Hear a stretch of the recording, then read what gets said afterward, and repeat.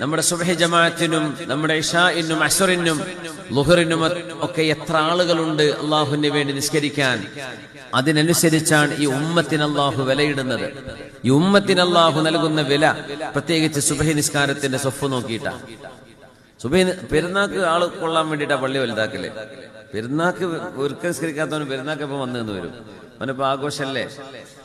പക്ഷേ സുബ്ഹി നിസ്കാരത്തിന് ഡെയിലി ആ നാട്ടിൽ മഹല്ലിൽ ഹാദറായ ആളുകൾ എത്ര പേര് വരുന്നുണ്ട്? ഇതൊരു വിഷയമാണ്. എത്ര കൂലിയാണെന്നല്ലേ. വീട്ടിൽ നിന്ന് ഉദുവെടുത്ത് പള്ളിയിലേക്ക് നടന്നു പോകുമ്പോ വാഹന സൗകര്യം ഉണ്ടായിരിക്കാം, നടക്കാവുന്ന ദൂരമാണോ നടന്നിട്ട് തന്നെ പോവുക. എത്രയൊക്കെ ഉപകാരം. രാവിലത്തെ ഫ്രഷ് എയർ, ഏറ്റവും കൂടുതൽ നല്ല വൃത്തിയുള്ള ഓക്സിജൻ കിട്ടുന്ന സമയമാണ് ഒന്ന്. കാരണം അധികം മലിനീകരണങ്ങളൊന്നും ഉണ്ടാവില്ല, ഒച്ചപ്പാടില്ല, ബഹളമില്ല. പിന്നെ ഭൂമിയുടെ ടെമ്പറേച്ചർ വളരെ മനോഹരായിരിക്കും, ചൂടൊന്നും ആയിട്ടില്ല.